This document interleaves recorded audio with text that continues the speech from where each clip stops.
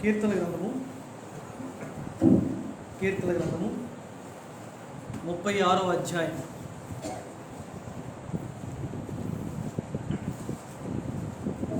కీర్తన గ్రంథము 36వ అధ్యాయము 3వ వచనాన్ని అందరం కలిపి చదువుకుందాం. కీర్తనలు 36వ అధ్యాయము 3వ వచనాన్ని అందరము కలిపి చదువుకుందాం.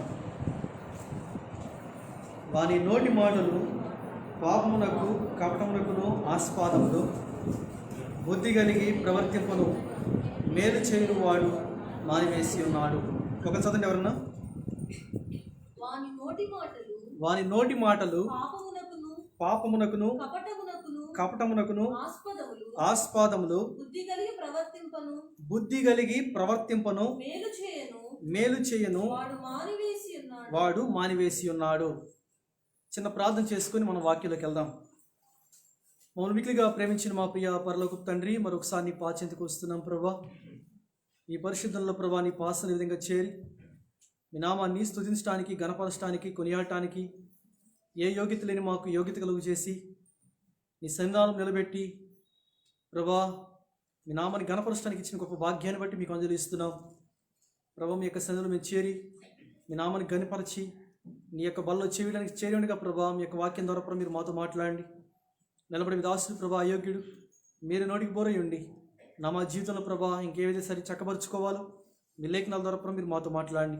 ఖాళీగా ఉన్న మా యొక్క ఆత్మీయ జీవితాలను సజీవన ప్రభా మీ లేఖనాల ద్వారా నింపుకొని మా యొక్క ఆత్మీయ జీవితం చిత్తానుసారంగా జీవించి మీరు ఆగడ సిద్ధపడి ప్రభా అనేక మంది సిద్ధపరిచి మీ నామం మహిమ తెచ్చుకోవాల్సిందిగా ప్రార్థన చేసుకుంటూ మీ వాక్యం ద్వారా ప్రభా మీరు మాతో మాట్లాడి ఈ యొక్క లైవ్ ద్వారా కూడా ప్రవేశని మాటలు వింటున్నారు, వారిలో మీ కార్యాలను పరచండి. ఇంకా ఎవరైతే రక్షించబడకుండా ఉన్నారు, ఆత్మీయ జీవితంలో ఎటువంటి సమస్యలతో కలిగి ఉన్నారు, ప్రతి ఒక్కరిని పేరు పేరు దర్శించి మీ నామం మహిమ తెచ్చుకోవాల్సిందిగా ప్రార్థన చేసుకుంటూ వెనకలిగే చెవులు గ్రహించుకునే మనసు, అర్థం చేసుకునే హృదయము మాకు దయచేయవలసిందిగా ప్రార్థన చేసుకుంటూ యేసుక్రీస్తు వారి శ్రేష్ఠకరమైన పరిశుద్ధమైన జీవము కలిగిన ఉన్నతమైన నామంలో అడిగి వేడుకుంటున్నాం తండ్రి. కీర్తన గ్రంథం 36వ అధ్యాయం 3వ వచనంలో ఒక శ్రేష్ఠకరమైన మాటను మనం జ్ఞాపకం చేసుకొని మనం ప్రభువుల్లో చేవేద్దాం. ఈరోజు నా యొక్క భాగము దేవుని పిల్లలు మానకూడనివి ఏమిటి? దేవుని పిల్లలు మానకూడనివి ఏంటి? ఈ మాట మనం చూసినట్లయితే మరి ఈ 36వ కీర్తనలో మనం చూసినట్లయితే 3వ వచనంలో చదవండి ఒకసారి. సరే 1వ వచనం కాంచి కూడా చదువుదాం ఒకసారి. 1వ వచనం 2వ వచనం కూడా. భక్తిహీనుల హృదయములు అతిక్రమములు దేవోక్తి వలె పలుకుచున్నవి, వాని దృష్టి ఎదుట దేవుని భయము బొత్తిగా లేదు, వాని దోషము బయలుపడి అసహ్యముగా కనబడు వరకు అది వాని దృష్టి ఎదుట వాని ముఖస్థుతి చేయుచున్నది. వాని నోటి మాటలు పాపమునకును కపటమునకును ఆస్పాదములు, బుద్ధి కలిగి ప్రవర్తింపను మేలు చేయను వాడు ఏం చేసి ఉన్నాడంటే అండి, ఏమి మానేశారంట? బుద్ధి కలిగి ప్రవర్తించటం, మేలు చేయటం ఏం చేశారంట? మానేశారంట. ఎవరండి? దేవుని భక్తిహీనులు ఏం చేశారంట? ఈ రెండు మానేశారంట. అంతకుముందు చేశారు కానీ ఇప్పుడు ఏం చేశారంట? మానేశారు. సరే, ఈరోజు ఈ యొక్క మాటను జ్ఞాపకం చేసుకుందాం. ఈ యొక్క చిన్న మాటని జ్ఞాపకం చేసుకుని ఆధారం చేసుకొని దేవుని యొక్క వాక్యం కొన్ని సంగతులు ధ్యానం చేద్దాం. దేవుని పిల్లలు మానకూడనివి ఏంటి? దేవుని పిల్లలు మానకూడనివి ఏంటి? కొత్త నిబంధనలు చూసినట్లయితే ప్రకటన గ్రంథము 4వ అధ్యాయము 8వ వచనంలో నిత్యము పరిశుద్ధుడు పరిశుద్ధుడు పరిశుద్ధుడని దేవదూతలు ఏం చేస్తున్నారు తెలుసా? మానక దేవుణ్ణి ఏం చేస్తున్నారంటే అండి? ఆరాధిస్తున్నారంట. మరి మనము దేన్ని మానుతున్నాము, వేటిని మానుతున్నాము, వేటిని మానకూడదు అన్న సంగతులు క్లుప్తంగా ఒక 7 సంగతులు ఉన్నాయి. క్లుప్తంగా జ్ఞాపకం చేసుకుని చదవండి ఒకసారి. ప్రకటన గ్రంథము 4వ అధ్యాయము 8వ వచనం. ఆ 4 జీవుల్లో ప్రతి జీవికి 6 రెక్కలుండెను, అవి చుట్టూను రెక్కల్లోనూ కనులతో నిండి ఉన్నవి. అవి భూత వర్తమాన భవిష్యత్ కాలంలో ఉండు సర్వాధికారియు దేవునకు ప్రభువు పరిశుద్ధుడు పరిశుద్ధుడు పరిశుద్ధుడు అని మానక రాత్రింపగలు ఏం చేస్తున్నారంటే అండి, చెప్పుచున్నారు అంటే ఆరాధిస్తున్నారు. ఎవరు ఏం చేస్తారంటే వీళ్ళు మానట్లేదంట.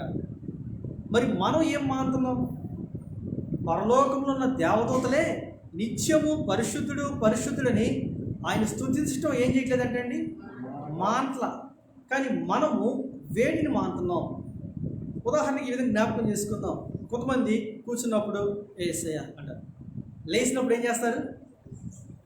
ఏసయ్య అంటారు. కొంతమంది ఏం చేస్తారంటే మధ్య మధ్యలో అంటారు. అది ఎంతసేపు? రోజంతానా? కాదు, కొంత సమయం. రోజంతా అనగలరా? అనగలరండి? అనలేదు. కారణం ఏంటి? వారికి వేరే వేరే పనులు ఉండటం, వేరే వాళ్ళతో మాట్లాడటం ద్వారా సమయం కుదరదు కాబట్టి ఆ మాటలు ఉపయోగించలేదు. కానీ పరలోకంలో దేవతలు ఏం చేస్తున్నారంట? ఇంకా వాళ్ళకి అదే పని. ఏం పని? మానక అని పదవి ఉపయోగించాడు. మానక, అన్ఫర్గటబుల్. మానటానికి అవకాశం లేదు. ఇంకా వాళ్ళ పని ఏంటంటే అక్కడ నుంచొని రెక్కలాడిస్తా ఏమంటారంట? వాళ్ళు పరిశుద్ధుడు పరిశుద్ధుడు పరిశుద్ధుడని ఇక నిత్యం మానక అంటూ ఉంటారంట. మరి విశ్వాసులుగా పిలువబడే మనము, దేవుని పిల్లలుగా పిలువబడే మనము, దేవుణ్ణి అంగీకరించిన మనము వేటిని మానకూడదు? వేటిని మానకూడదు? మీరు అనొచ్చు, మంచిలు తాగటం మానటమా? మానతామండి? మానం. తినకుండా ఉంటాం మానతామా? మానం. పడుకోకుండా ఉంటాం మానతామా? మానం. బయటికి వెళ్ళి రాకుండా ఉంటాం మానతామా? మానం. మరి ఏం మానతాం మనం అంటే బైబిల్లో కొన్ని సంగతులు ఉన్నాయి. అవి నేను 7 సంగతులు చూపిస్తాను. అవి మనం మానతాం అంట. అవి మానటం వల్ల వచ్చే నష్టం కూడా ఏంటో ఆఖరిలో చెప్తాను. సరే, మళ్ళీ చదువు ఒకసారి. 36 అధ్యాయము 3వ వచనంలో జ్ఞాపకం చేస్తాడు. ఇక్కడ వారు ఏం చేస్తున్నారంటే అండి, వారి నోటి మాటలు పాపమునకును కపటమునకును ఆస్పాదములు, బుద్ధి కలిగి ప్రవర్తింపను మేలు చేయను. వాడు ఏం చేశాడంటే అండి, మానివేశాడు. బుద్ధి కలిగి ప్రవర్తించటము, మేలు చేయటం. లోకంలో ఈ 2 చాలా ప్రాముఖ్యమైనవి. కానీ వీటిని కూడా వీళ్ళు ఏం చేశారంట? మానివేశారంట. సరే, ఇక మొదటి సంగతి చూద్దాం. మొదటిగా మనం దేన్ని మానకూడదు? దేన్ని మానకూడదు? దేవుని యొక్క వాక్యం చూడండి. మొదటి దశలోనికి రాసిన పత్రిక, వెనుండి రాసుకోండి సంగతులు. ఇంటికి వెళ్ళిన తర్వాత ధ్యానం చేయండి ఒకసారి. మొదటి దశలోనిక 2వ అధ్యాయము, మొదటి దశలోనిక 2వ అధ్యాయము 13వ వచనం. మొదటిగా దేన్ని మనము మానకూడదు అంటే అక్కడ రాయబడిన మాట. మొదటి దశలోనిక 2వ అధ్యాయము 13వ వచనం. ఆ హేతువు చేతను మీరు దేవుని గూర్చిన వర్తమాన వాక్యము మా వలన అంగీకరించినప్పుడు మనుష్యుల వాక్యమని ఎంచక అది నిజముగా ఉన్నట్టు దేవుని వాక్యమని దానిని అంగీకరించితిరి గనుక మేమును మానక దేవునికి కృతజ్ఞతాస్తుతులు చెల్లించున్నాము. ఆ వాక్యమే విశ్వాసులైన మీలో కార్యసిద్ధి కలుగు చేయుచున్నది. మొదటి సంగతి, వాక్యమును అంగీకరించి దేవుణ్ణి స్తుతించటము ఏం చేయకూడదంట? మానకూడదు. దేన్ని మానకూడదంట అండి? దేవుని వాక్యమును అంగీకరించి దేవుణ్ణి స్తుతించటం ఏం చేయకూడదంట? మానకూడదంట. దేవుని యొక్క వాక్యమును చాలా వివరంగా రాశాడు. అక్కడ అంటే చూడండి, అక్కడ ఆ హేతు చేతను మీరు దేవుని గురించిన వర్తమానం మా వలన ఏం చేశారంట? అంగీకరించారు. ఆ అంగీకరించినప్పుడు ఏం చేసుకోవాలి? ఇది మనుషుల వాక్యము కాదని ఎంచక అది నిజముగా ఉన్నట్టు దేవుని వాక్యం అని ఏం చేసుకోవాలంట? మొదటి సంగతి ఏం చేయాలంటే అంగీకరించాలంట. దేవుని వాక్యాన్ని ఏం చేసుకోవాలంటే అండి? అంగీకరించాలి. చాలాసార్లు దేవుని యొక్క వాక్యాన్ని మనం ఏం చేయమంటే అంగీకరించం. మనకు అనుకూలంగా ఉన్నప్పుడు మాత్రమే దాన్ని అంగీకరిస్తాం. మనకు అనుకూలంగా లేదనుకోండి, ఆ వాక్యాన్ని మనం ఏం చేయము, అంగీకరించం. వాక్యం ఈరోజు బాగుంది అనుకుంటే దాన్ని ఏం చేస్తామంటే అంగీకరిస్తాం. వాక్యం ఈరోజు నాకు నచ్చలేదు, అది నాకే చెప్తుంది అనుకున్నప్పుడు ఆ వాక్యాన్ని మనం ఏం చేయము, అంగీకరించం. కానీ ఇది మనుషుల వాక్యం అని ఎంచకూడదంట. ఎవరి వాక్యం ఇది? నేను రాసింది కాదు, మరొక వ్యక్తి రాసింది కాదు. ఇది దేవుని యొక్క భక్తులైన వారు దేవుని యొక్క జీవాత్మ చేత వాళ్ళు ఏం చేయబడ్డారంటే ప్రేరేపించబడి దేవుని యొక్క వాక్యాన్ని ఏం చేశారండి, ఉన్నది ఉన్నట్టు ఏం చేశారంట, రాశారు. ఆ రాసిన వాక్యము ఈ దినాన నా చేతిలో ఉంది. ఈ వాక్యం కోసం వాస్తవానికి ప్రయాసపడ్డారు భక్తులైన వారు. గడిచిన దినాల్లో చెప్పారు, దేవుని యొక్క వాక్యాన్ని ప్రింటింగ్ ప్రెస్లోకి వెళ్ళిన తర్వాత మొట్టమొదటగా ఎన్నోసార్లు దేవుని యొక్క వాక్యాన్ని కాల్చివేశారు. ఇప్పటికీ కాల్చివేస్తున్నారు బైబిల్ని. ఎందుకు అంటే దేవుని యొక్క వాక్యం మనుషులను ఏం చేస్తుందండి, మార్చివేస్తుంది. ఈ వాక్యం మనుషులను ఏం చేస్తుంది, మార్చివేస్తుంది అనుకున్నారు. వాస్తవానికి మార్చివేసేది మనుషులు కాదండి, మనుషుల యొక్క హృదయాన్ని, మనుషుల యొక్క మనసును మార్చేస్తుంది. కాబట్టి మనుషులు ఏం చేస్తున్నారు తెలుసా, ఈ వాక్యాన్ని మేము కాల్చేస్తే మనుషుల దగ్గరికి వెళ్దాం, మనుషులు మారరు అనుకొని ఎంతో ప్రయాసపడుతున్నారు. గుర్తుంచుకోండి, దేవుని యొక్క వాక్యం ఒక్క బైబిల్ కాల్చివేస్తే 100 బైబిల్ వస్తాయి. కానీ వాక్యమే. వాక్యం నిలిచూడదని రాశాడు దావీదు. కీర్తన గ్రంథం రాశాడు, దేవుని యొక్క వాక్యము నిత్యము ఏం చేయబడిద్దంట, నిలుచును అని రాశాడు. ఆకాశము గతించిన, భూమి గతించిన, నా వాక్యం ఏం చేయబడిద్దంట, నిత్యము నిలిచింది. ఎంతమంది వచ్చి కాల్చివేసినా, ఎంతమంది వచ్చి తీసివేయాలని ప్రయత్నం చేసినా వాళ్ళు ఈ లోకంలో కలిసిపోతున్నారు. కానీ దేవుని యొక్క వాక్యం ఏమాత్రం కూడా ఏమవట్లేదు, మార్చబడదు. కారణం ఏంటి తెలుసా, దేవుడు తన యొక్క భక్తులను వారితో లాభించాడు. ఇప్పుడు ఈ వాక్యాన్ని నేను ఏం చేసుకోవాలంటే అంగీకరించాలి. కొన్నిసార్లు ఈ వాక్యము మనకు కష్టంగా ఉండొచ్చు, కొన్నిసార్లు ఈ వాక్యం మనకి నొప్పించవచ్చు, కొన్నిసార్లు ఈ వాక్యము మనకి సమృద్ధి అయిన ఆహారంగా చాలా బాగుంది, ఇది నా కోసము, ఇది నేను ఆత్మీయంగా బలపరచడం కోసమని తలంచి మనం ఎన్నుకున్నప్పుడు కూడా ఈ వాక్యం మనల్ని ఏం చేస్తూ ఉంటుందంటే ఆదరిస్తూ ఉంటుంది. అందుకే ఇక్కడ రాశాడు, ఇక్కడ ఈ వాక్యమును మనుషుల వాక్యం అని ఏం చేయకూడదంట, ఎంచక అది నిజముగా ఉన్నట్టు దేవుని వాక్యమని దాన్ని ఏం చేసుకోవాలంట, అంగీకరించాలి. అంగీకరించడం అనే మాట చాలా ప్రాముఖ్యమైందండి. అంగీకరించాలి. కొన్నిసార్లు దీన్ని మన భాషలో ఏమంటారు, అర్థం ఏంటంటే జీర్ణించుకోవడం. మన భాషలో ఏమంటారు దీన్ని, జీర్ణించుకోవడం. కొన్నిసార్లు ఈ వాక్యం మనకేమవుతుందంటే జీర్ణం కాదు. ఎందుకు, కొద్దిగా కొంచెం మసాలా యాడ్ అయినప్పుడు ఏమైందండి, కొద్దిగా మాట్లాడతా ఏమైంది, ఏమైందండి, కొంచెం మసాలా ఎక్కువైనప్పుడు ఏమైంది, కూరలో ఎక్కిళ్ళు వస్తాయి కదా, మంట వచ్చింది, కడుపులో మంట వచ్చింది. ఇంకేమొస్తాయి, తేపులు వస్తాయి అంటే ఎవరు చెప్తున్నారు ఇక్కడ. ఇంకేమొస్తాయి, ఎప్పుడు ఎక్కువైనప్పుడు కదా. అది ఎందుకు ఎక్కువైంది తెలుసా, లోపల ఆ జీరుతున్నప్పుడు దీనికి పడదు. అర్థమైందా? నాకు గ్యాస్ ఉందనుకోండి, నేను తీసుకునే ఆహారం పప్పు అనుకోండి, ఈ గ్యాస్కి పప్పు సెట్ కాదు కాబట్టి ఏమైందండి, బయటికి ఎగతంతా ఉంటుంది. బయటికి ఏం చేస్తూ ఉంటుంది, వాక్యం కూడా అంతే. లోపల మనలో దేవుని క్రియలు, దేవుని కార్యాలు సరిగా లేనప్పుడు, దేవుని యొక్క వాక్యం మనలో వస్తున్నప్పుడు లోపల ఉన్నది ఏమవుతుంది తెలుసా, వాక్యాన్ని డామినేట్ చేస్తూ ఉంటుంది, వాక్యాన్ని తోసేస్తూ ఉంటుంది, వాక్యాన్ని తన్నేస్తూ ఉంటుంది. ఎప్పుడైతే దీని లోపల దాన్ని అణిచివేసుకొని వాక్యాన్ని లోపల పంపించినప్పుడు లోపల వాక్యం ఏమైంది తెలుసా, అంగీకరించబడుతుంది. ఇప్పుడు అంటాడు అక్కడ, ఏమంటాడు అక్కడ, మనుషుల వాక్యం అని ఎంచక అది నిజముగా ఉన్నట్టు దేవుని వాక్యం అని అంగీకరించి కనుక, ఇక్కడ వాక్యమును అంగీకరించి రెండోది అంటాడు అక్కడ, దేవుని స్తుతించడం కూడా ఏం చేయకూడదు తెలుసా, మానకూడదండి. కానీ విశ్వాసులైన మనము దేవుణ్ణి స్తుతించడం ఏం చేస్తామో తెలుసా, మాంతనం. చాలాసార్లు చాలామంది ఏమనుకుంటారంటే ఓన్లీ ఆదివారం పూటే దేవుణ్ణి ఆరాధించాలి, ఆదివారం పూటే దేవుణ్ణి ఆరాధించాలనుకుంటారు.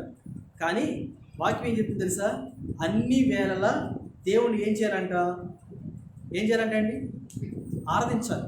అన్ని సమయంలో అంటే ప్రతికూల సమయంలో కావచ్చు, అనుకూల సమయంలో కావచ్చు. పౌలుసీలు ఏం చేశారండి? మాట్లాడతల్లా ఏం చేశారండి? దేవుణ్ణి ఏం చేశారంట? ఆరాధించారు, దేవుని స్తుతించారు. ఎప్పుడు? అనుకూల సమయంలోనా? కాదు, ప్రతికూల సమయంలో. అంటే మానలేదు వాళ్ళు. పేతురు తీసుకెళ్ళి ఏం చేశారు? చెరసాల్లో వేశారు. మానేడా? మానలా. దేవుని స్తుతించడం మానలా. దేవుని స్తుతించడం వలన చెరసాల యొక్క తలుపులు ఏమైపోయినాయి అంట? బద్దలైపోయినాయి. కారణం ఏంటి తెలుసా? మానలా.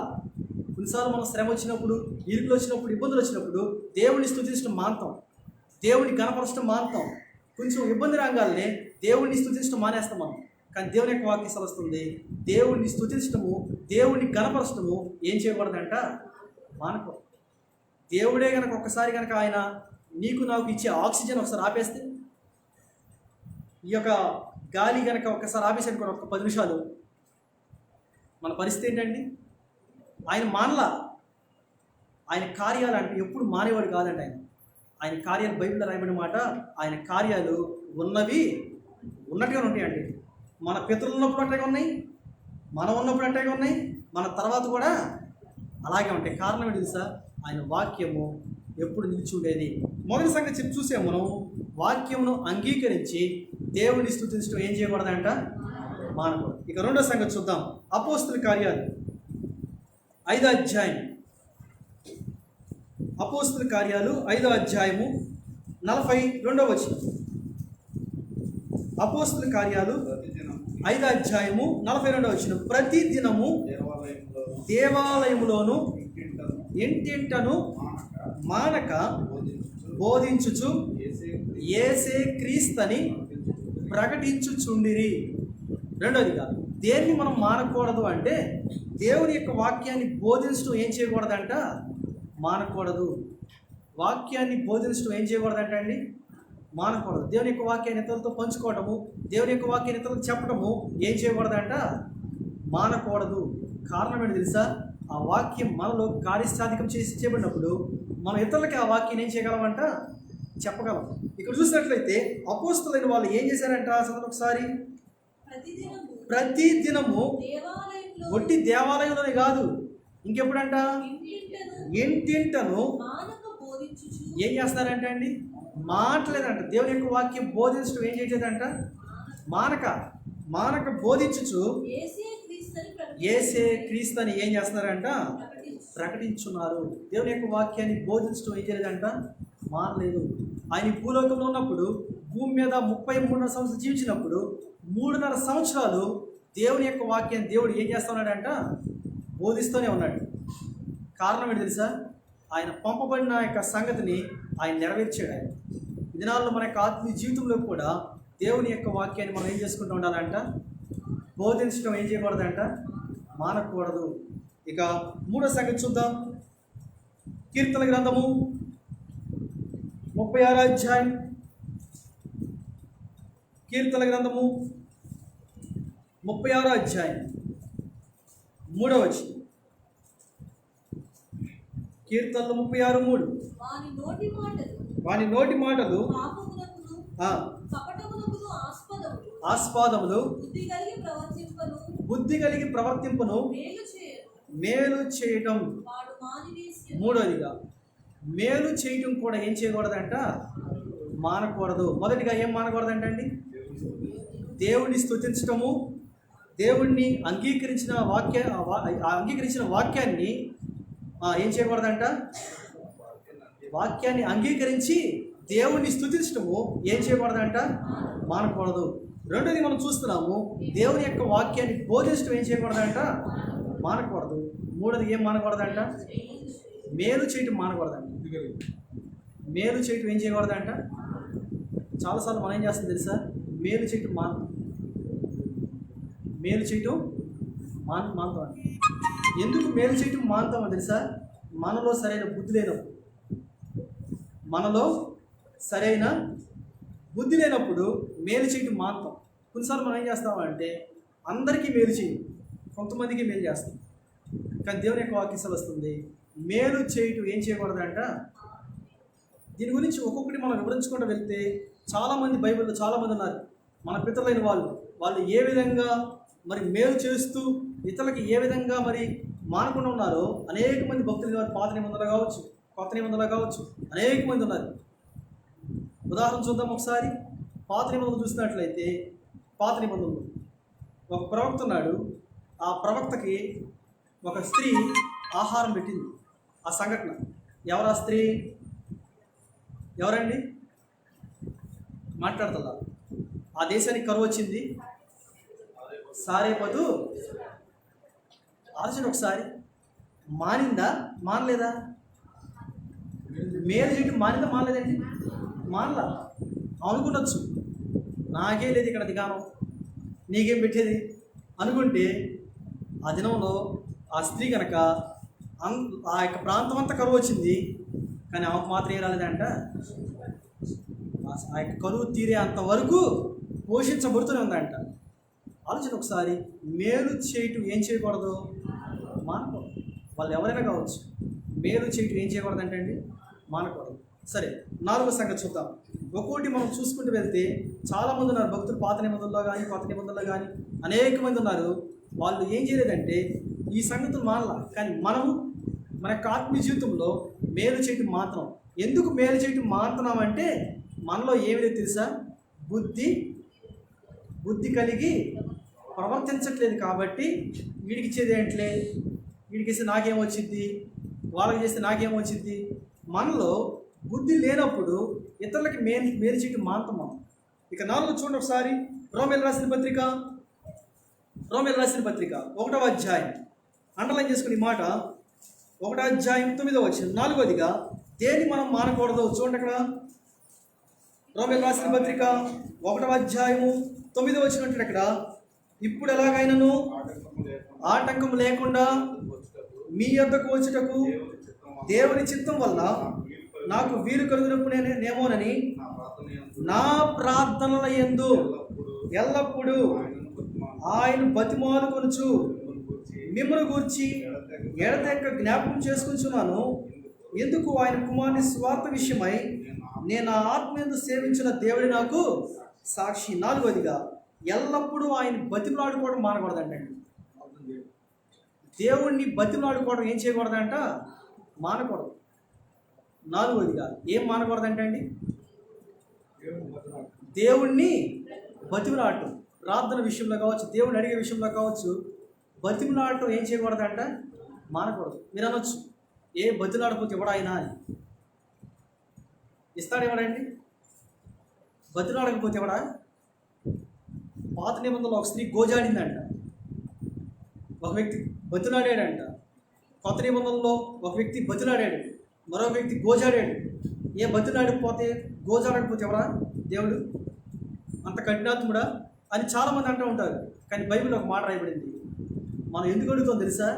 మన భోగముల నిమిత్తము, మన యొక్క యోగేచ్ఛ నిమిత్తం ఏం చేస్తున్నామంట? దురుద్దేశంతో అడుగుతున్నాం కాబట్టి దేవుడు మనకి ఇవ్వట్లా. కానీ బతిలాడాలంట. యాకోబు చూడండి, అయ్యా నీవు నన్ను ఆశీర్వదిస్తేనే కానీ నేను నిన్ను వదలన్నాడండి. ప్రార్థనలో బతిలాడాడు, అక్కడ పట్టుకున్నాడంట. దేవుడు అంటే ఎదిరిచ్చాడంట. ఎదిరిచ్చినా కూడా ఏం చేయలేదంట? వదల్లా. ఎప్పుడైతే దేవుడు ఆశీర్వదించాడో అప్పుడు వదిలిపెట్టాడండి.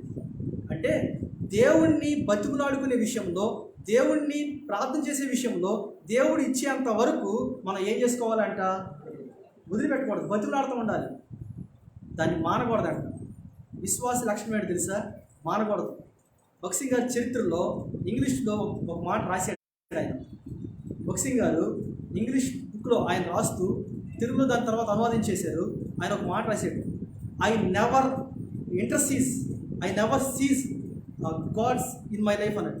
దేవుణ్ణి నేను విడిచిపెట్టను, ఎప్పుడు నేను ఆయన నేను చేయలేదు, విడిచిపెట్టేవాడిని కాను అన్నాడు. అక్కడ రాస్తూ కింద ఒక మాట రాశాడు. ఏమని రాశాడు తెలుసా? ఆయన ఎప్పుడైతే నాకు ఇస్తానన్నాడో అప్పుడు దాకా నేను ఆయన ఏం చేసేవాడిని కాదు తెలుసా, విడిచిపెట్టేవాడిని కాను అని రాశాడు. కారణం ఏంటి తెలుసా? కారణం ఏంటండి? ఆయన ఇస్తేనే కదా మనం బ్రతికేది. ఆయన ఇస్తేనే కదా మనం జీవించేది. ఆలోచన ఒకసారి మనకి ఆత్మీయ జీవితంలో మనిషి శరీరంలోకెల్లా ప్రాముఖ్యమైన శరీరం ఏంటండి? ప్రాముఖ్యమైన అవయవం ఏంటి? గుండె కదా. ప్రాముఖ్యమైన అవయవం ఏంటి? అది గుండె. అది కనుక ఆగిపోతే ఏమైందండి? ఏమైంది? అంతే సార్. ప్రార్థన కూడా మనిషికి, ఒక విశ్వాసికి ఆయువు పట్లాంటి. అడగే విషయంలో, దేవుడిని దగ్గర నుంచి పొందుకునే విషయంలో ఏం చేయకూడదంట? మానకూడదంట. దేవుని దగ్గర అడిగే విషయం ఏం చేయకూడదంట? ఆలోచన ఒకసారి. బాగా వర్షం పడుతుంది, బయటికి వెళ్ళాలి, మనం వెళ్ళకుండా ఉంటామా? ఖచ్చితంగా వెళ్తాం. ఏం వేసుకెళ్తాం? గొడుగు వేసుకెళ్తాం. ఇంకేం వేసుకెళ్తాం? జర్కిన్ వేసుకుంటాం. మానేవా? వెళ్ళకుండా ఉంటాం. మానేవండి? మాట్లాడతలా? మానేవా? మాటల కారణం ఏంటి? దానికి సంబంధించిన ఉన్నాయి, దానికి సంబంధించిన అవయవాలు, దానికి సంబంధించిన ఆ యొక్క వాటర్ ప్రూఫ్ జాకెట్స్ ఇవన్నీ ఉన్నాయి కాబట్టి వాటిని వేసుకొని ఖచ్చితంగా మనం వెళ్తాం. దేవుడిని స్తుతించే విషయంలో, దేవుడిని గణపరిచే విషయంలో, దేవునికి ప్రార్థన చేసే విషయంలో కూడా ఒక వ్యక్తి ఏం చేయకూడదు తెలుసా? మానకూడదని రాశాడు. చదువు ఒకసారి. ఇప్పుడు రోమీయులకు రాసిన పత్రిక 1వ అధ్యాయం 9వ వచనం కింద అంటాడు ఇక్కడ, నా ప్రార్థనలు యందు ఎల్లప్పుడూ అంటాడు. ఇక్కడ ఎల్లప్పుడూ ఆయన ఏం చేస్తాను? నేను బతిమాలుకొంచున్నాను. ఏం చేసుకుంటాడంటే అండి? బతిమలాడుకుంటాడు. ఎందుకంటే బతిమలాడాల్సిన పని ఏంటి అసలు అంటే, ఆయన ఇచ్చేంత వరకు, ఆయన దగ్గర నుంచి పొందేంత వరకు మనం ఖచ్చితంగా ఏం చేసుకోవాలంట? యాకోబు రాసిన పత్రిక 4వ అధ్యాయం 2, 3, 4 వచనం చూడండి ఒకసారి. మనం అనేక సార్లు చదువుకున్న మాట అది. యాకోబు రాసిన పత్రిక 4వ అధ్యాయం 2, 3, 4 వచనం చదవండి ఒకసారి. మీరు అడిగిన మీ భోగముల నిమిత్తము వినియోగించటకై ఎలా అడుగుతున్నామంట? దురుద్దేశంతో అడుగుతున్నాం కనుక మీకు ఏమీ ఏం చేయట్లేదంట? కలగట్లేదు. ఒకవేళ అడిగితే ఎలా అడుగుతున్నామంట? దురుద్దేశంతో అడుగుతున్నామంట. ఒక పిల్ల ఒక మేరీ మాత బొమ్మ దగ్గర దాటుకుంటూ వెళ్తుందంట. ఎగ్జామ్కి వెళ్తుంటే ఆ మేరీ మాత బొమ్మ దగ్గర నుంచొని ప్రార్థన చేసిందంట. ఏమని? నేను ఇప్పుడు ఎగ్జామ్కి వెళ్తున్నాను, సిటీలు పెట్టుకు వెళ్తున్నాను, నేను ఎవరికి దొరకకూడదు, పాస్ అవ్వాలి. నేను ఎవరికి దొరకకూడదు, పాస్ అవ్వాలి. మన ప్రార్థనలు అలా ఉంటాయి కదా, ఎవరికి దొరకకూడదు, పాస్ అవ్వాలి. ఒకవేళ కనుక ఎవరికి దొరకకుండా పాస్ అయితే కనుక 112 రూపాయలు ఇస్తానని చెప్పి ముక్కులు ఎత్తిందండి. ఏమైనా ముక్కుందండి? 112 రూపాయలు. దేవుడు అడిగాడండి, 112 రూపాయలు నేను పాస్ చేస్తానడా? ఇప్పుడు దేవుడికి ఏం పెడతారు తెలుసా? బేరం పెడుతున్నారు. ఏమని? నువ్వు ఇది చేస్తే, మనుషులు కూడా మనం అంతే, దేవుడి దగ్గర బేరం పెడతాం. ఏమని?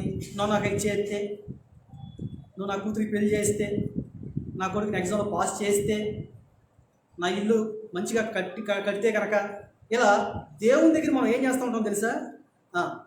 బేరం పెడతా ఉంటాం. ఇప్పుడు దేవుడు చూస్తా నవ్వుకుంటాడంట. బైబిల్లో ఒక మాట ఉంది, మనుషులు చేసే ప్రార్థన అంటే దేవుడు చూసి ఏం చేస్తాడు తెలుసా? యెషయా-గ్రంథంలో కూడా నవ్వుకుంటాడంట. కారణం ఏంటి తెలుసా? మౌలు నవ్వడంట, పక్కపక్క నవ్వుకుంటాడంట. యెషయా-గ్రంథంలో మాట. ఎందుకంటే మనం చేసే ప్రార్థన ఆయనకి ఎలా ఉందంట? అనుకూలంగా లేదు. అంటే మనం దేని నిమిత్తం అడుగుతున్నాము? నువ్వు ఇది చేస్తే నీకు చేస్తా అంటే, ఇప్పుడు దేవుడితో ఏం చేస్తున్నాం? మనం ఏం చేస్తున్నామండి? మీరు మాట్లాడతారంటే మీరు అంతా మంచివాళ్ళు. ఏం చేస్తాం ఇప్పుడు చెప్పండి ఒకసారి. దేవుడితో మనం ఏం చేస్తున్నాము? బేరం పెడతాం. బతులు ఆడుకోవట్లా, గోజాడట్లా, బేరం పెడతాం. నువ్వు నాకు ఇచ్చేస్తే, బయటికి వెళ్తున్నా, నా పని అయితే నీకేం చేస్తా? గ్యాస్ ఉంది, 6 లీటర్లు పాలు ఇస్తే నీకు ఇస్తా.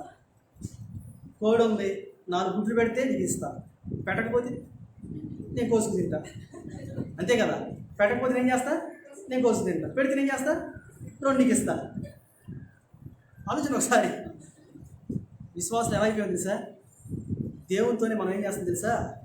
బతులు ఆడుకోవాల్సింది, గోజాడాల్సింది పోయి బేరం చేస్తాం. ఇక్కడ అపోస్తలుడు పౌలు అంటాడు, ఇక్కడ ఎల్లప్పుడూ నేను ఆయన ఏం చేస్తాను తెలుసా? బతులు ఆడుకుంటున్నాడండి. 4వది మనం చూసాము, దేవుణ్ణి బ్రతులు ఆడుకోవడం ఏం చేయకూడదంట? మొదటిగా ఏం మానకూడదంట అండి? వాక్యమును అంగీకరించి దేవుని స్తుతించడం ఏం చేయకూడదంట? మానకూడదు. రెండోదిగా దేవుని యొక్క వాక్యాన్ని బోధించడము మానకూడదు. మూడోదిగా ఇతరులకు మేలు చేయటం మానకూడదు. నాలుగోదిగా ప్రార్థన విషయంలో ఆయన బతిమలాడుకోవడం ఏం చేయకూడదంట? మానకూడదు. ఐదోదిగా చూద్దాం. కీర్తన 1వ అధ్యాయం 2వ వచనం. కీర్తన 1వ అధ్యాయం 2వ వచనం. యెహోవా ధర్మశాస్త్రముల యందు ఆనందించుచు దివారాత్రములు దానిని ధ్యానించువాడు ధన్యుడు. ఐదోదిగా వాక్యము చదవటం కూడా ఏం చేయకూడదంట? మానకూడదు. దివారాత్రములు దాన్ని ఏం చేయాలంట? ధ్యానించేవాడు ధన్యుడు. అంటే అర్థం ఏంటి? వాక్యాన్ని చదవటం కూడా ఏం చేయకూడదంట? మానకూడదు. ఎందుకంటే ఈ వాక్యమే ఒక మనిషిని ఏం చేస్తుంది? బ్రతికించేది, ఆదరించేది, ధైర్యపరిచేది, పురుకొల్పేది, ప్రోత్సహించేది, నిలబెట్టేది, బలపరిచేది, కృంగిన సమయంలో లేవనెత్తేది ఈ వాక్యం. కాబట్టి ఈ వాక్యాన్ని మనం ఏం చేయకూడదంట? ఏం చేయకూడదంటే అండి? మానకూడదు. చాలామంది ఏం చేస్తారంటే బైబిల్ పెట్టుకుంటారు, ఆడవాడికి బయటికి పైకి వెళ్తారనుకోండి, గొప్పకుని తీస్తారు. తీంగలి ఒక వాక్యం వచ్చింది. ఏమని వచ్చింది? కొంచెం ఏదైనా భయంకరమైన వాక్యం వచ్చింది అనుకోండి. ఒకసారి అంటే ఒక ఆయన ఆడవాడికి ఏం చేశాడంటే తీసాడంట, ఊరేసుకుని సావని వచ్చిందంట. అంటే ఆ సందర్భం వేరేది. సందర్భం ఏంటి? అది వేరు. ఊరేసుకొని చావు. అది సందర్భం ఎవరు తెలుసు? అది కొత్త నిబంధనలో ఒక వ్యక్తి ఉన్నాడు. ఎవరు? యోధ, ఇస్కరేతు యోధ. ఏం చేశాడు? ఊరేసి చచ్చిపోయాడు కదా. మలి మూసాడు. ఈ వాక్యం బాగాలేదు, మలి మూసాడంట, మలి తీసాడంట. నీవు చేయనది త్వరగా చేయని రాశాడంట. ఏముందంట? నువ్వు చేయనది ఇదేంట్రా బాబు అని చెప్పి మళ్ళీ మూసాడంట. 3 సార్లు ముత్యంగా అని చెప్పి మళ్ళీ మూసేసి మళ్ళీ తీసాడంట. అలా జరుగును గాక ఉందండి. అలా జరుగును గాక ఉందండి.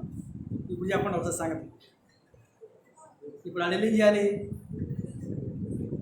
మాట్లాడి ఆడ ఏం చేయాలి? లెక్క ప్రకారం ఊరేసుకొని అదండి వాక్యం కాదు. వాక్యం అంటే అది కాదు. ఏంటిది? దేవుని యొక్క వాక్యాన్ని ఎలా ధ్యానం చేయాలో, ఎలా వాక్యం మనం నెమరేసుకోవాలో దేవుని యొక్క వాక్యంలో అనేక సార్లు దేవుని యొక్క దాసుని వారు అనేక సార్లు చాలాసార్లు చెప్పారు. దేవుని యొక్క వాక్యాన్ని ధ్యానం చేసే విషయము, దేవుని యొక్క వాక్యాన్ని బైబిల్ ఒక మాట ఉంది, పరిశీలించి పరిశోధించి ఏం చేయాలంట? చదవాలి దేవుని యొక్క వాక్యాన్ని. అది ఎందుకు? కొన్నిసార్లు చాలామంది ఒక వాక్యం పట్టుకొని పైన కింద వాక్యాలు చూడరు. ఇంకా ఆ వాక్యం పట్టుకుని అమ్మో మాకు అయిపోయిందిరా బాబు అనుకుంటారు. ఇంకా కానీ పైన సందర్భం ఏంటి, కింద దానికి సందర్భం ఏంటని చెప్పి వాక్యాన్ని ఏం చేసుకోవాలంట? సందర్భానుసారంగా చదువుకోవాలంట. వాక్యాన్ని ఎప్పుడైతే మనం ధ్యానం చేస్తామో దేవుని యొక్క వాక్యం దేవుడు మనతో ఏం చేస్తాడు? మాట్లాడతాడు. దేవుని యొక్క వాక్యం అసలు దావీదు అంటే కీర్తన గ్రంథం 3వ అధ్యాయంలో 2వ వచనం ఏమంటాడు అక్కడ? యెహోవా ధర్మశాస్త్రమును ఎలా చదవాలంటే అండి? ఎలా చదవాలంట?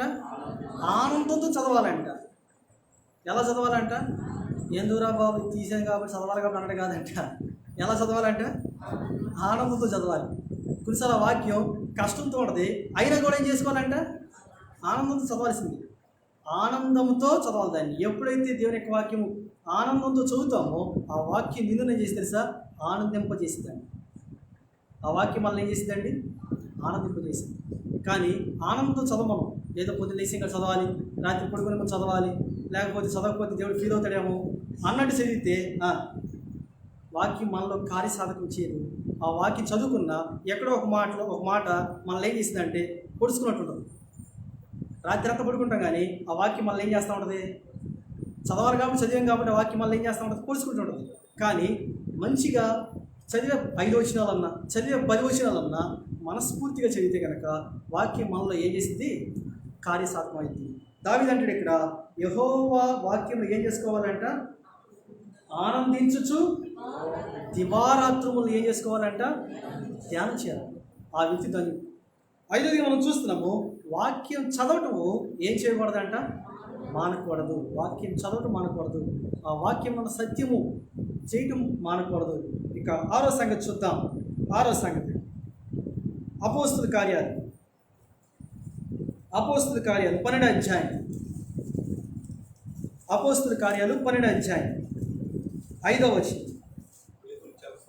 అపోస్తుల కార్యాలు 12వ అధ్యాయము 5వ వచనం. పేతురు చెరసాలలో ఉంచబడిన సంఘం అయితే అతని కొరకు అత్యాశక్తితో దేవునికి ప్రార్థన చేయుచుండెను. 6వదిగా అత్యాశక్తితో ప్రార్థించడం మానకూడదు. అత్యాశక్తితో ప్రార్థించడం ఏం చేయకూడదంట? మానకూడదు. ఇది వ్యక్తిగతంగా ఉపయోగించబడింది, రెండవదిగా సంఘంగా ఉపయోగించబడింది. ఈ వచనము 2 రకాలుగా, వ్యక్తిగతంగా, సంఘంగా. వ్యక్తిగతంగా ఒక అంశం మీద లేకపోతే ఒక పని మీద ఒక కారణం మీద ప్రార్థన చేస్తామనుకోండి, అది ఏం చేసుకోవాలంట? అత్యాశక్తి ఏం చేసుకోవాలంట? ప్రార్థన చేయాలి. రెండవదిగా సంఘము ఒక దాని మీద ప్రార్థన చేస్తానుకోండి, ఒక సందర్భం మీద ప్రార్థన చేస్తానుకోండి, సంఘం అంతా అత్యాశక్తితో ఏం చేసుకోవాలంట? ప్రార్థన చేసేది. ఇప్పుడు చూడండి, అక్కడ ఉన్న సంఘం చూసినట్లయితే పేతురుని తీసుకెళ్ళి ఏం చేశారు? చెరసాలు వేశారు. ఇంకా వేరే సందర్భాలు ఏం లేవు. ఇంకా అక్కడ ఏమని ప్రార్థన చేసి ఉంటారు? మా పేతురు మాకు కావాలి, మా పేతురు మాకు కావాలి, మా పేతురు మాకు కావాలి. ఇంతే సంఘం, అంతేకాండి? అంతే చేసి ఉంటారు కదా. చెరసాలు వేశారు. ఎవరు కొట్టకూడదు ఆయన్ని, ఎవరు తిట్టకూడదు ఆయన్ని, విడిపించాలి. ఉదయం లేసేపటికి వచ్చేయాలి దెబ్బకి, అంతే. అంతే కదా, రాత్రి చేసిన ప్రార్థన అదే కదా. వాళ్ళు ఉదయానికి ఏమైపోయాడంట? వచ్చి కూర్చున్నాడు అక్కడ. చేయటం చేశారే కానీ అత్యాశక్తితో తలుపు కొడుతుంటే ఏమనుకున్నారు? ఏమనుకున్నారండి? భయపడ్డారంట. ఎవరో వచ్చారు. కానీ అక్కడ ఉన్న పిల్ల మాత్రం ఏం చేసిందంట అండి? పేతురు స్వరాన్ని ఏం చేసుకుందంట? ఇప్పుడు దీన్ని బట్టి నేను ఒక మాట చెప్తాను మీకు. నా గొర్రె, అర్థమైంది మీకు? నా గొర్రె నా శబ్దం. పేతురు స్వరం ఎవరన్నారు తెలుసా? చిన్నపిల్ల. మిగిలిన వాళ్ళందరూ విన్నారు స్వరం. ఎన్నిసార్లు ఆదివారం పాటు విని ఉంటారు, ఎన్నిసార్లు గృహకుడికిలో ఆ స్వరం విని ఉంటారు, ఎన్నిసార్లు కొండ మీదకి వెళ్ళినప్పుడు ప్రసంగం చేసినప్పుడు పేతురు మాటలు ఎన్నిసార్లు విని ఉంటారు. కానీ పేతురు స్వరాన్ని అక్కడ ఉన్న వాళ్ళు ఒక్కరు కూడా ఏం చేయలేదంటే అండి, ఆలోచన ఒకసారి. నిజంగా విశ్వాసం వాళ్ళు ప్రార్థన మాత్రం చేస్తున్నారు. మరి చేయటం ఎలా? అత్యాశక్తితో చేస్తున్నారంట. అసలు చాలా గొప్ప మర్మమైన సంగతి అది. చేయటం గొప్పగా చేస్తున్నారు కదా. చాలాసార్లు మనం కూడా అబ్బో ప్రార్థన అంటే కళ్ళించి నీరు బడబడా కారిపోతామంటే ప్రార్థనంగాల్ని చేసి ఒక 10 నిమిషాలు పక్కలంగాల్ని ఎవరో ఒకరు ఏదో మాట్లాడారు అనుకోండి, ఏమైపోయిందండి? ఈ ప్రార్థన అంతా ఏమైపోయింది? ఏ నుంచి బండి రాదాకా వచ్చేసింది మొత్తం. ఇప్పుడు అత్యాశక్తితో చేసామా, మామూలుగా చేసాం ప్రార్థన? అది జనాలు చూడాలి, జనాలు అమ్మో చాలా కనీసం ఒక గిన్నెడు కాల్చేడు నీళ్ళు అనుకోవాలి అని చెప్పి, మనుషులు చూడాలని చెప్పి బైబిల్లో ఒక మాట ఉంది. మనుషులు చూడవలసింది ఏంటి తెలుసా? మీ సత్క్రియలు అన్నాడట. మనుషులు చూడవలసింది ఏంటండి? మీ సత్క్రియలు అంట.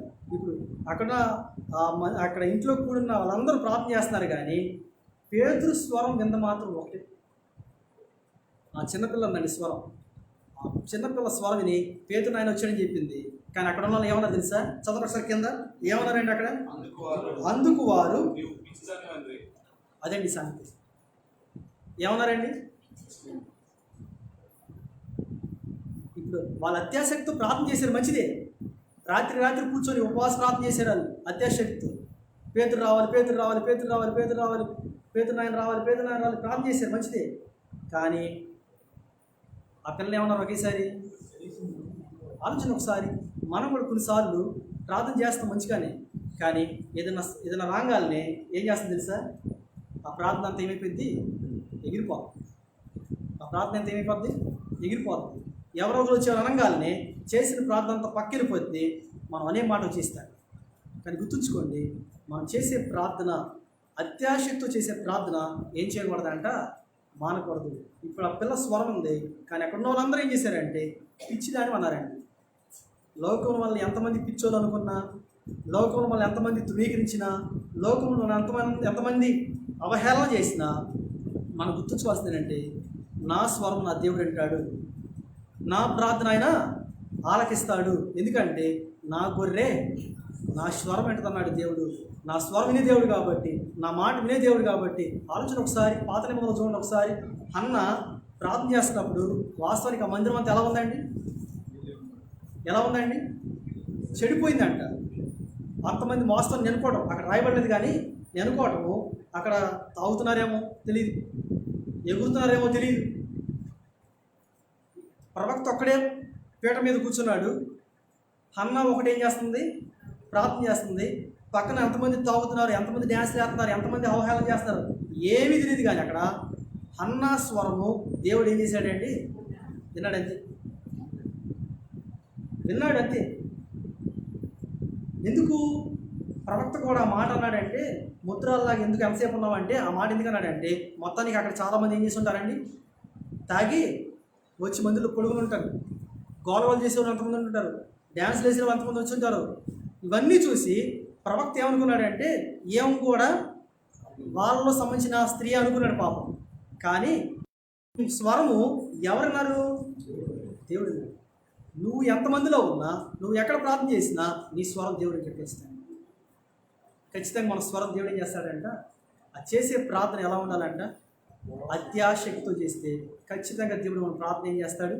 ఆలకిస్తాడు. కొన్నిసార్లు మీరు అనొచ్చు, నాకు కూడా మొన్న వచ్చిన ఒక తలంపు వచ్చింది, అది ఇప్పుడు చెప్తున్నాను. ఏంటంటే నేను నా సంగతి చెప్తున్నాను.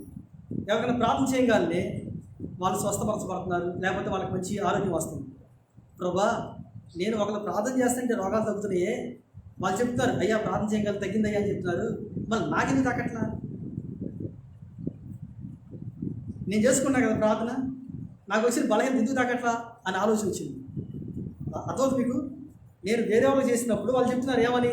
అయ్యా నువ్వు ప్రార్థన చేయగలి తగ్గుతుందయ్యా, తగ్గిందయ్యా, బాగున్నావు అని చెప్తున్నారు చాలామంది.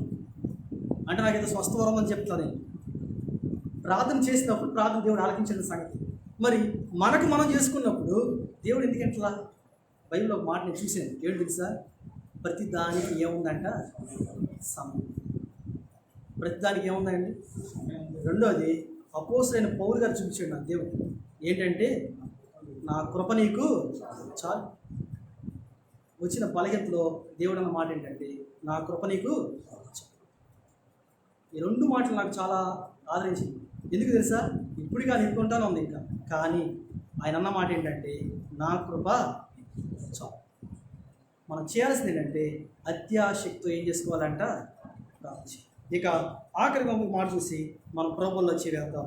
లూకా సువార్త 11వ అధ్యాయము, లూకా సువార్త 11వ అధ్యాయము 42వ వచనం.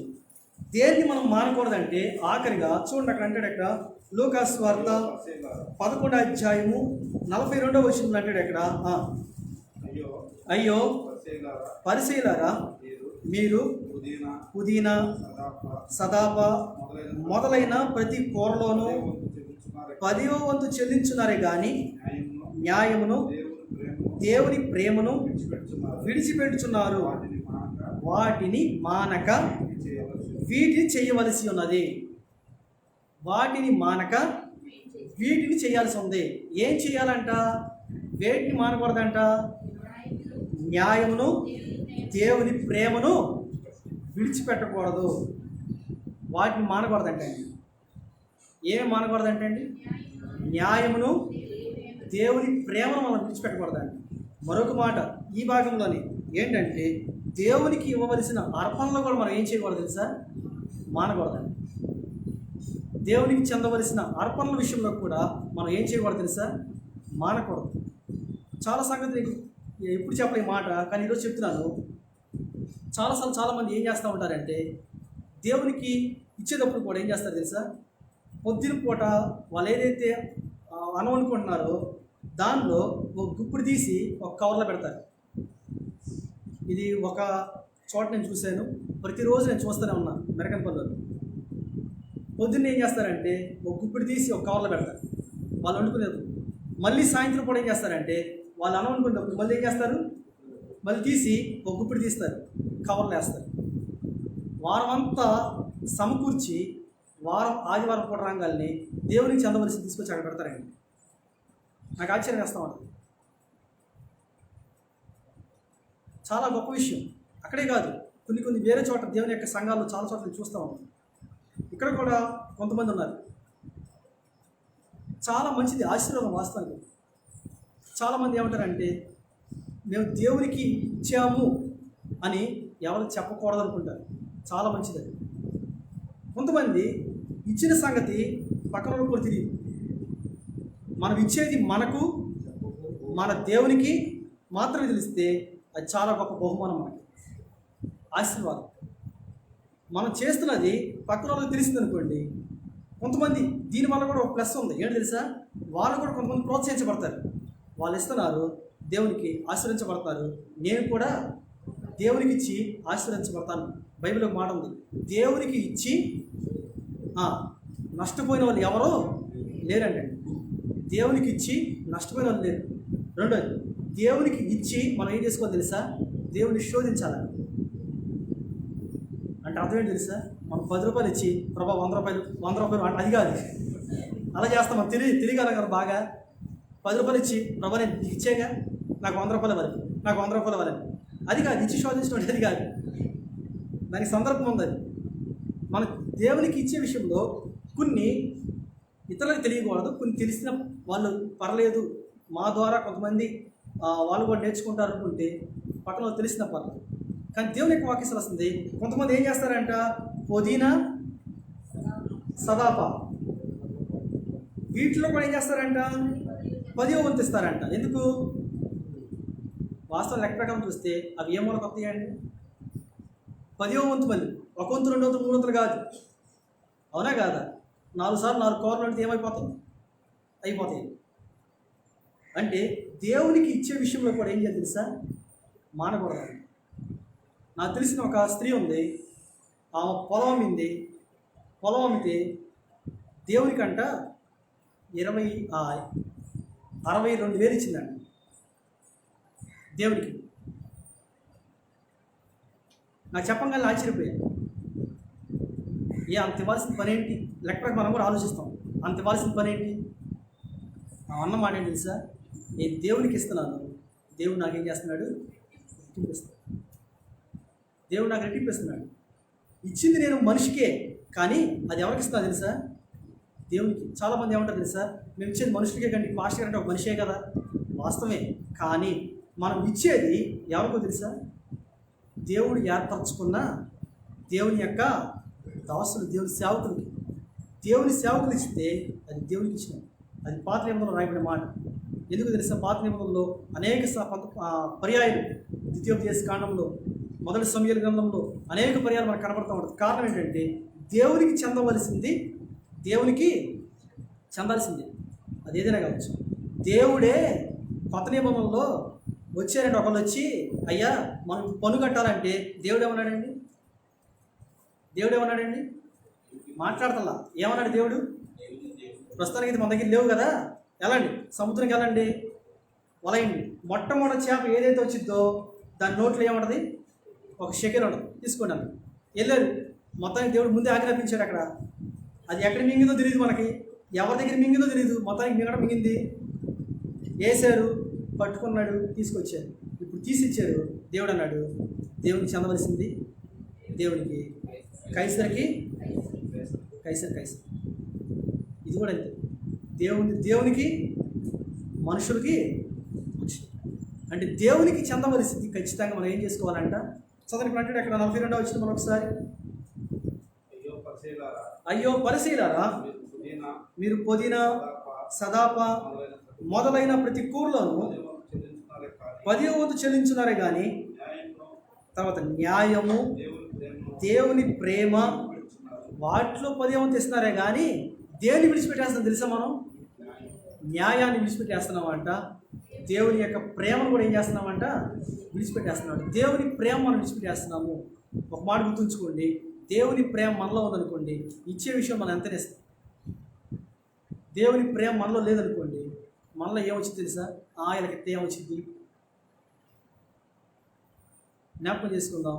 మొదటిగా ఏం మానకూడదంటే అండి, మొదటిగా వాక్యమును అంగీకరించి దేవుడిని స్తుతించడం ఏం చేయకూడదంట? మానకూడదు. రెండోదిగా దేవుని యొక్క వాక్యాన్ని బోధించడం ఏం చేయకూడదంట? మానకూడదు. మూడోది మేలు చేయడం ఏం చేయకూడదంట? మానకూడదు. నాలుగోది దేవుడిని బతిమలాడుకోవటము ఏం చేయకూడదంట? మానకూడదు. 5వది ఆయన వాక్యాన్ని ధ్యానం చేయటం మానకూడదు. 6వది అత్యాశక్తితో ప్రార్థన చేయటం ఏం చేయకూడదంట, మానకూడదు. 7వదిగా దేన్ని మానకూడదంట, న్యాయమును దేవుని ప్రేమను దేవునికి ఇచ్చే విషయంలో మనం మానకూడదు. ఎందుకు అవి ఇవన్నీ మానకూడదంటే కొత్త నిబంధనలో ఒక మాట రాశాడు. అక్కడ ఏడు తెలుసా, మీరు ఇవన్నీ మాంతనాలు అని రాశాడు. ఎక్కడ తెలుసా మాట, ఎక్కడ ఎక్కడ హెబ్రీలో ఉంటుంది చూడండి ఒకసారి. ఏంటంట, మీరు వీటిని మానక అని ఉంటుంది అక్కడ చూడండి ఒకసారి.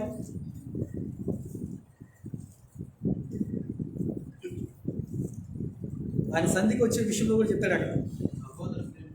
ఎన్నో వచ్చిన అది 13:1 13:1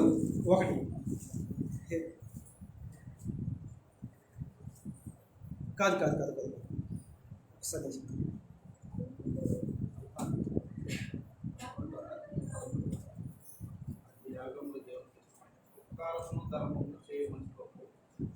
అది కూడా చదవ ఒకసారి. ఉపకారమును అట్టి యాగము దేవునికి ఇష్టమైనది. ఎన్నో వచ్చిన అది కొందరు మానుకున్నట్లు. అది 11:10-24 హెబ్రీ 10:24 కొందరు మానుకొనుచున్నట్లుగా సమాజముగా కూడుట ఏం చేయకూడదంటే, ఇంకా దేని కూడా మానకూడదంటండి, సమాజంగా కూడటం కూడా ఏం చేయకూడదంట, మానకూడదు. పరలోకంలో ఉన్న దేవదూతలే మానట్లేదంట. ఏంటిది, నిత్యము పరిశుద్ధుడు పరిశుద్ధుడు పరిశుద్ధుడు అంటాం ఏం చేయలేదంటండి. కానీ మనం ఇవన్నీ మానేస్తాం. మనం ఇవన్నీ ఏం చేస్తున్నామంట, మానేస్తున్నాం. ఇప్పుడైనా ఒకసారి కీర్తనలో మన భాగం వచ్చేయండి, ఒక చదవండి, మోకరించండి. ప్రభువులో చేవేసే ముందు ఒక్కసారి మనం పరీక్ష చేసుకుందాం. వేటిని మనం మారుతున్నాము. విశ్వాసం చెప్పుకుంటున్నాం, దేవుని పిల్లని చెప్పుకుంటున్నాం, అయితే వేటిని మనం మారుతున్నాము. ఒకవేళ వీటిల్లో కనుక ఏదైతే మనం మారుతున్నామో ఒక్కసారి మనం దేవుని దగ్గర క్షమాపణ కోరయ్యా, ఈ దినం నుంచి వీటిని నేను మానకుండా నీ కొరకు సాక్షిగా జీవిస్తానని చెప్పి మనం పరీక్ష చేసుకొని ఎవరి రీతిలో ప్రభువులో చేద్దాం, ప్రార్థన చేసుకుందాం. మౌలికలుగా ప్రేమించిన మా ప్రియ పరలోకపు తండ్రి, పరిశుద్ధమైన దేవా, మరొకసారి నీ పాద్యంతకు వస్తున్నాం. ప్రభా, సజీవమైన లేఖనం ద్వారా మీరు మాతో మాట్లాడిన విధానం బట్టి మేము అందిస్తున్నాం. మీ వాక్యాన్ని మీరు ఫలింప చేయండి. మా యొక్క ఆత్మీయతను మీరు సాక్షి నమ్మకస్తుగా జీవించి ప్రభా, వేటిని మానాలో వేటిని మానకూడదో చూసుకొని మీ రాకడకు సిద్ధపడి ప్రభా, మమ్మల్ని మీ ఆయత్తపరచుకోవడానికి సహాయం తెచ్చేవలసిందిగా ప్రార్థన చేసుకుంటూ యేసుక్రీస్తు వారి శ్రేష్టకరమైన నామంలో అడిగి పెట్టుకుంటున్నాం తండ్రి.